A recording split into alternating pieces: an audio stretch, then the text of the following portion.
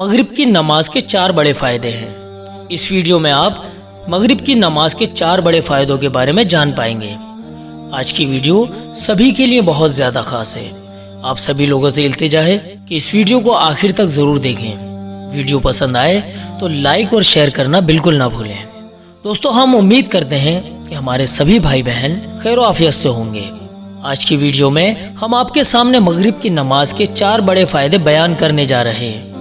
पहला बड़ा फायदा, गंदे जिन्नात, हवाई असरात और शैतानों से हिफाजत। दोस्तों, नमाज अल्लाह ताला को तमाम इबादतों में सबसे ज़्यादा महबूब और पसंदीदा है। नमाज हमारी हिफाजत का बेहतरीन जरिया है। हर इंसान जादू टोना, शैतान, जिन्नात और तमाम ही मुसीबतों और परेशानियों से बचना चाहता है, पर इन तमाम चीज़ों से बचने का सबसे बेहतरीन जरिया हमारे आका सल्लल्लाहु अलैहि वसल्लम ने नमाज बतलाया है।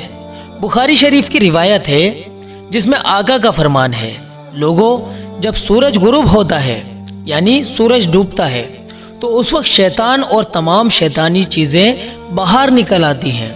अगर तुम लोग उनसे बचना चाहते हो तो उस वक्त मगरिब की नमाज के लिए खड़े हो जाओ, क्योंकि जब तुम मगरिब की नमाज पढ़ोगे तो अल्लाह ताला उस नमाज के ज़रिए तमाम सरकश, शयातीन और गंदे जिन्नात वगैरह से तुम्हारी हिफाजत फरमा देंगे।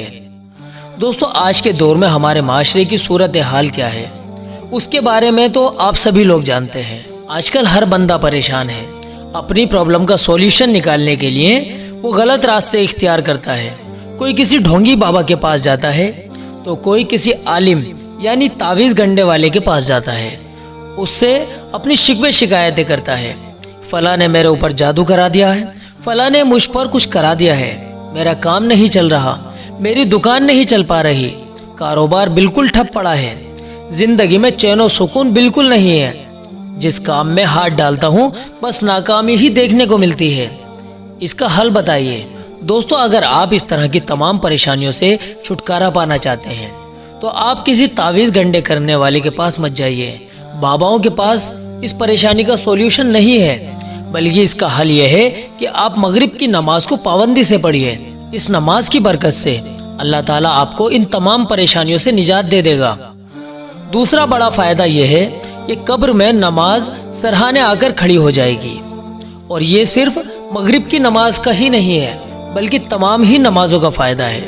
आप सल्लल्लाहु अलैहि वसल्लम की हदीस पाक का फरमान है, जब बंदा मर जाता है उसके तमाम रिश्तेदार, आस पड़ोसी सभी लोग दफन करके वापस अपने अपने घर चले जाते हैं, तो उस अंधेरी कब्र के अंदर नमाज उस शख्स के सरहाने आकर खड़ी हो जाती है और उससे कहती है कि देख, तू मुझे दुनिया में पाबंदी के साथ पढ़ता था, मेरी हिफाजत करता था, देख आज मैं तेरे सरहाने खड़ी हूँ और इस तरफ से किसी भी चीज को तेरी तरफ बढ़ने नहीं दूंगी। तू बिल्कुल डर ना कर, तूने दुनिया में मुझसे मोहब्बत की, आज तेरी अंधेरी कब्र में जब तेरे साथ कोई नहीं है, तू बिल्कुल ही अकेला है, ना तेरा भाई तेरे साथ है, ना तेरा बेटा, और ना ही कोई ऐसे वक्त में आज तेरे साथ है, तो नमाज उस शख्स की तरफ किसी भी आफत और मुसीबत को आने नहीं देगी। तीसरा बड़ा फायदा यह है, गुनाहों की माफी। तबरानी शरीफ की रिवायत है, आप सल्लल्लाहु अलैहि वसल्लम ने फरमाया, जिसका मफहूम है, तुम गुनाह करते रहते हो, फिर सुबह यानी फजर की नमाज पढ़ते हो, तो तुम्हारी यह नमाज रात से लेकर सुबह तक जितने भी सगीरा यानी छोटे छोटे गुनाह तुमसे हुए हैं उन सभी को मिटा देती है। फिर तुम गुनाह करते हो यहाँ तक कि जोहर की नमाज पढ़ते हो, तो ये नमाज फजर से लेकर जोहर तक जितने भी सगीरा गुनाह तुमसे हुए होते हैं उन सबको माफ करा देती है। तुमसे फिर भी न जाने और कितने गुनाह हो जाते हैं। फिर असर की नमाज जोहर और असर की नमाज के बीच के तुम्हारे जितने भी छोटे छोटे गुनाह थे उन सबको मिटा देती है। इसी तरह तुम मगरिब की नमाज अदा करते हो तो ये असर और मगरिब के बीच जो नमाज के वक्त होता है उस बीच में हुए तमाम छोटे छोटे तुम्हारे गुनाह धो देती है। इसी तरह इशा की नमाज का मामला है। तो दोस्तों, इन तमाम नमाजों का, खास करके मगरिब की नमाज का कितना बड़ा फायदा है। यकीनन इससे गुनाह माफ होते हैं। हाँ, अगर कोई कबीरा गुनाह यानी बड़ा गुनाह है तो उसके लिए अल्लाह पाक से तौबा करनी पड़ेगी, क्योंकि बड़े बड़े गुनाह बिना तौबा के माफ नहीं होते। चौथा बड़ा फायदा यह है, भलाई के कामों पर कायम रहना। آپ صلی اللہ علیہ وسلم نے فرمایا جس کا مفہوم یہ ہے میری امت اس وقت تک بھلائی یعنی خیر کے کاموں پر رہے گی جب تک تارے نظر آنے تک مغرب کی نماز میں دیری نہ کرے گی۔ مغرب کی نماز میں دیر کرنا، اس کو لیٹ کر کے پڑھنا بہت ہی نقصان دہ ہے۔ جیسے ہی مغرب کی اذان ہو تو اذان ہوتے ہی نماز کے لیے فوراً کھڑے ہو جائیں، اس میں دیری بالکل نہ کریں۔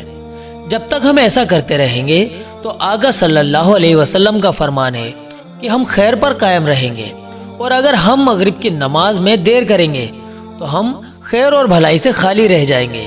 آپ صلی اللہ علیہ وسلم کا یہ فرمان ہم سبھی کے لیے بہت زیادہ فائدہ مند ہے۔ تو مغرب کی نماز میں دیری نہ کریں بلکہ اس کو جلد سے جلد پڑھیں۔ کچھ لوگوں کی عادت ہوتی ہے کہ وہ ہر نماز میں دیر کرتے ہیں، اس کو لیٹ کر کے پڑھتے ہیں۔ ان کو اپنی اس عادت کو ختم کر لینا چاہیے۔ تمام نمازوں کو جلدی سے پڑھیں، خاص کر کے مغرب کی نماز کو جلد سے جلد پڑھیں۔ جیسے ہی مغرب کی نماز کا وقت ہو جائے فوراً نماز کو ادا کریں، کیونکہ مغرب کی نماز کا ایک ایسا وقت ہوتا ہے جس میں لوگ اپنے اپنے کاموں میں بہت زیادہ بزی ہوتے ہیں، جس کی وجہ سے کبھی کبھار نماز پڑھنے میں دیر ہو جاتی ہے اور کبھی کبھی تو نماز ہی قضا ہو جاتی ہے۔ یہ بہت ہی بڑی کمی کی بات ہے۔